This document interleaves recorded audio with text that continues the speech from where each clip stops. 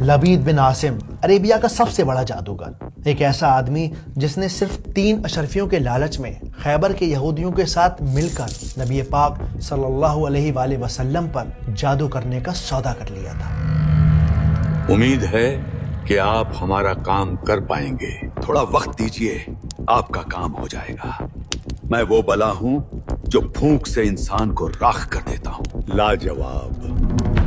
یہ یہودی سمجھ چکے تھے کہ آپ صلی اللہ علیہ وآلہ وسلم کو دن کی روشنی میں ہرانا ناممکن ہے، اور اسی وجہ سے انہوں نے لبید بن عاصم کا سہارا لیا۔ کتابوں میں یہ بھی منشن ہے کہ لبید اکیلا نہیں تھا، بلکہ اس کی بیٹیاں یا اس کی بیویاں اس کے ساتھ اس گناہ میں شامل تھیں۔ ان عورتوں کو نبی پاک صلی اللہ علیہ وآلہ وسلم کی کنگھی اور کچھ مبارک بال ایک یہودی لڑکے کی مدد سے مل گئے تھے۔ یہ یہودی لڑکا اصل میں نبی پاک کے یہاں کام کرتا تھا، اور کچھ سکوں کے لالچ میں اس نے آپ صلی اللہ علیہ وآلہ وسلم کی کنگھی ان کے حوالے کر دی تھی۔ کنگھی اور بال ملنے کے بعد ان عورتوں نے آپ صلی اللہ علیہ وآلہ وسلم پر جادو کرنا شروع کر دیا۔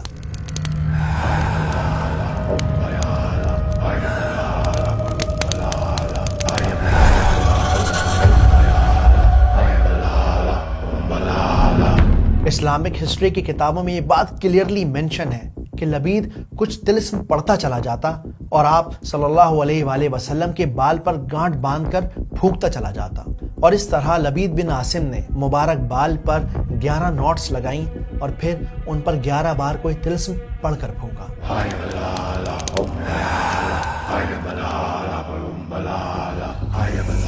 اور پھر اسی کالی سیاہ رات میں لبید نے کنگھی اور گانٹھ لگے بالوں کو ایک بھاری پتھر کے ساتھ باندھ کر بر زروان نام کے ایک ویران کنویں میں پھینک دیا۔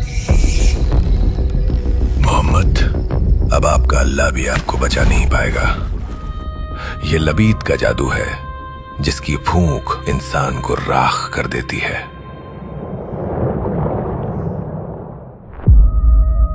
کچھ جگہ یہ بھی منشن ہے کہ اس میں ایک موم کا پتلا بھی تھا جس میں سوئیاں چبھی ہوئی تھیں، اور اس کنویں کا پانی اتنا گہرا تھا کہ اس کے اندر دن کی روشنی کا جانا ناممکن تھا۔ دھیرے دھیرے دھیرے وقت گزرتا چلا گیا۔ آپ صلی اللہ علیہ وآلہ وسلم کے اوپر اس جادو کا مکمل اثر ہونے میں تقریباً 1 سال کا وقت لگ گیا۔ اس جادو کا اثر آپ پر کچھ یوں ہوا کہ آپ ہر وقت اپنے اوپر ایک بوجھ سا محسوس کرتے۔ آپ کو ایسا لگتا کہ آپ نے کوئی کام کر لیا ہے، پھر ریئلائز ہوتا کہ نہیں کیا ہے۔ طبیعت میں ہر وقت ایک بے چینی، ایک پریشانی سی شامل رہتی، اور یہ جادو آپ کی پرسنل لائف کو بہت زیادہ افیکٹ کر رہا تھا۔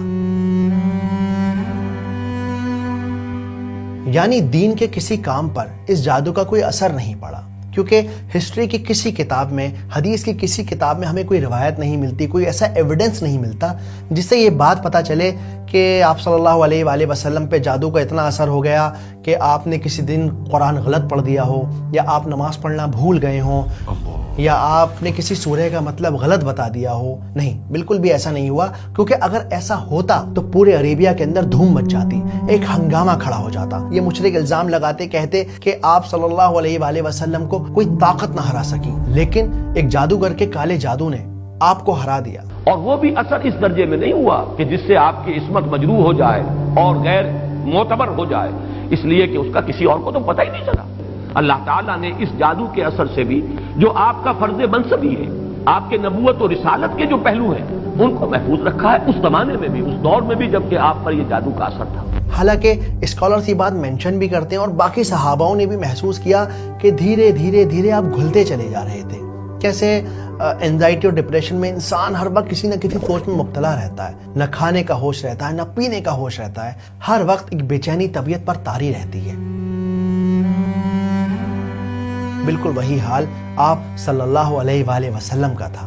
اور پھر ایک روز آپ حضرت عائشہ رضی اللہ تعالی عنہا کے گھر آرام فرما رہے تھے کہ آپ نے رات کو خواب میں 2 فرشتوں کو دیکھا جو ایک دوسرے سے انسانی شکل میں بات کر رہے تھے۔ آپ کو کیا ہوا ہے؟ آپ پر جادو کیا گیا ہے۔ کس چیز پر کیا گیا ہے؟ جادو آپ کی کنگھی اور بالوں پر کیا گیا ہے، اور وہ کنگھی زروان کے کنویں میں ایک بھاری پتھر کے نیچے دبائی گئی ہے۔ اب ہمیں کیا کرنا چاہیے؟ کنویں کی تہ سے کنگھی اور بالوں کو نکال لینا چاہیے۔ صبح نیند سے بیدار ہونے پر آپ صلی اللہ علیہ وآلہ وسلم سمجھ گئے کہ یہ اللہ سبحانہ و تعالیٰ کی طرف سے ان کے لیے ایک میسج تھا۔ آپ نے صحاباؤں کو ساتھ لیا، آپ اس کنویں پر گئے اور وہاں پتھر کے نیچے سے وہ سحر کا، وہ میجک کا سامان نکالا گیا۔ اور یہ وہ موقع تھا جب جبریل علیہ السلام نے آپ صلی اللہ علیہ وآلہ وسلم کو خبر دی کہ اس بال پر 11 نوٹس یعنی 11 گانٹھیں بندھی ہوئی ہیں۔ آپ سورہ فلق اور سورہ ناس پڑھتے جائیے اور ان گانٹھوں کو کھولتے چلے جائیے۔ اے پیغمبر صلی اللہ علیہ وآلہ وسلم، کہو کہ میں صبح کے مالک کی پناہ مانگتا ہوں ہر چیز کی برائی سے جو اس نے پیدا کی، اور گنڈوں پر پڑھ پڑھ کر پھونکنے والیوں کی برائی سے۔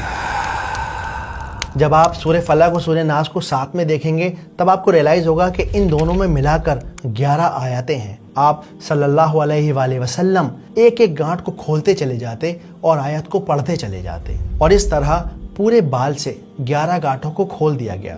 جب ساری گانٹھیں کھل گئیں، ساری نوٹس کھل گئیں، تب آپ صلی اللہ علیہ وآلہ وسلم نے بالکل ایسا محسوس کیا جیسے کسی نے آپ کو رسی میں جکڑا ہوا ہو اور اب آپ اچانک سے آزاد کر دیے گئے ہوں۔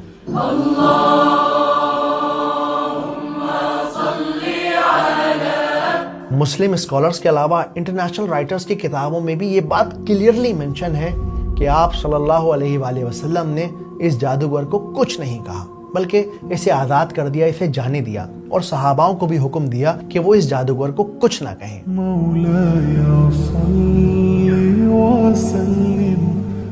میری پھونک کسی کو کیا جلاتی اے حبیب اللہ، میں تو خود اپنے غرور کی آگ میں جل کر خاک ہو چکا ہوں۔